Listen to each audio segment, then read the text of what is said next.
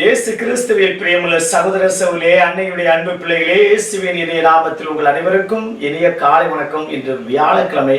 இன்றைய நாள் இனிய நாளாக ஆஸ்வதிக்கப்பட்ட நாளாக அமையட்டும்.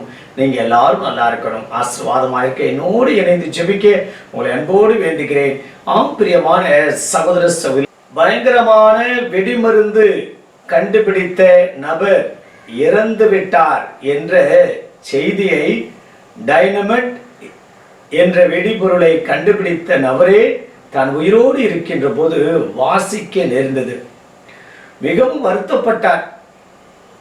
நான் இப்படி ஒரு வெடிமருந்தை கண்டுபிடித்து விட்டேனே, நான் உயிரோடு இருக்கின்ற போதே எனக்கு கண்ணீர் அஞ்சலி செலுத்துகிறார்கள் என்று வருத்தப்பட்டு, இந்த உலக மக்கள் அமைதியாக வாழ வேண்டும் என்பதற்காக நோபல் பரிசை ஆரம்பித்தவர்தான் இந்த டைனமைட்டை வெடிப்பொருளை கண்டுபிடித்த ஆல்பர்ட் நோபல்.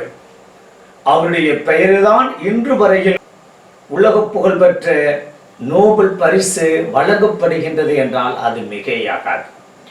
ஆம் பிரியமான சகோதர சகோதரிகளே, இறைவனுடைய தூதர்களாக, இறைவனுடைய நற்செய்தியாளர்களாக, இறைவனுடைய ஆசீர்வாதத்தை பெற்றவர்கள், அழைப்பை பெற்றவர்கள் எங்கு சென்றாலும் அமைதியை நிலைநாட்ட வேண்டும், அமைதியை கொடுக்க வேண்டும். இரண்டாவதாக, நோய் நொடியோடு இருப்பவர்களுக்கு பரிபூர்ண சுகநலம் கொடுக்க வேண்டும் என்பதற்காக 72 பேரை 2 பேராக ஆண்டவர் இந்த நாளிலே ஊர்களுக்கு அனுப்பி தான் செய்ய வேண்டிய அந்த பணியை, தான் சொல்ல வேண்டிய அந்த நற்செய்தியை மக்களுக்கு போதிக்க அவர் அனுப்புகிறார்.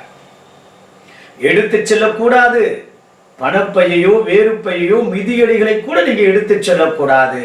ஆனால் நீங்கள் எடுத்து செல்ல வேண்டியது ஆசீர்வாதம் ஒன்றுதான் என்று இந்த நாளில் ஆண்டவர் நமக்கு அழைப்பு விடுக்கின்றார். பிரியமான சகோதர சகோதரிகளே, எங்கு சென்றாலும் அமைதியை உருவாக்கக்கூடிய நபர்களுக்கு அங்கு மக்கள் கூலி கொடுப்பார்கள், மக்கள் கவனித்துக் கொள்வார்கள், மக்கள் உங்களை ஏற்றுக்கொள்வார்கள். ஏற்றுக்கொள்ளவில்லை என்றால் அந்த இடத்தை விட்டு இன்னொரு இடம் செல்லுங்கள் என்று ஆண்டவர் கூறி, இன்று அழைத்தல் குறைந்து கொண்டே இருக்கின்றது. நிறைய சூழ்நிலைகளில் அழைப்பை பெற்றவர்களை நாம் குறை கூறுகிறோம். நம்முடைய குடும்பத்திலிருந்து ஒரு அருட்தந்தையராக, அருட்சகோதரியாக, ஒரு அருட்சகோதரராக மாற்றுவதற்கு நாம் முயற்சி எடுக்கின்றோம். அந்த அழைப்பை பெற்ற நற்செய்தியாளர்களுக்கு முக்கியத்துவம் கொடுக்கின்றோமா, முன்னுரிமை கொடுக்கின்றோமா, அவர்களை மதிக்கின்றோமா, அவர்களை உபசரிக்கின்றோமா என்பது இரண்டாவதாக இருக்கின்றது. மூன்றாவது, அவர்கள் நம் வீடு தேடி வருகின்ற போது அவர்களை எப்படிப்பட்ட மனோபாவத்தோடு அழைக்கின்றோம்.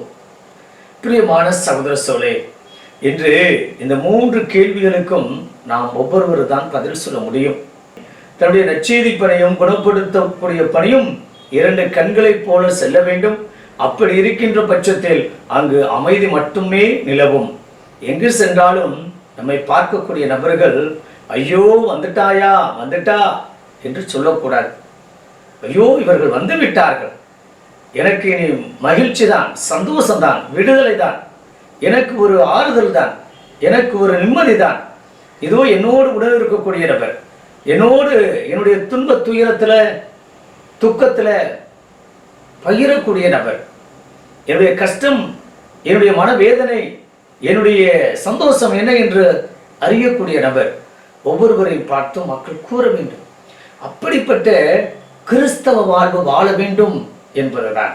நற்செய்தி பணியாளராக இருக்க வேண்டும், குணமளிக்கக்கூடிய நபராக இருக்க வேண்டும், அமைதியை ஏற்படுத்தக்கூடிய நபராக இருக்க வேண்டும்.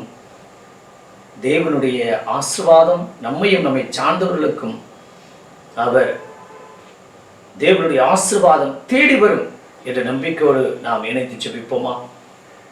பரலோகத்தந்தை இறைவா, இன்று 72 பேரையும் அழைத்து ஊர்களுக்கு 2 பேராக அனுப்பிய பரலோக தந்தையே, எதற்காக அழைத்தீர்? நற்செய்தி அறிவிக்கவும், அமைதியை நிலைநாட்டவும் மற்றும் ஆசீர்வாதத்தை கொடுக்கக்கூடிய நபர்களை மட்டுமே நீ தேர்வு செய்தீர்.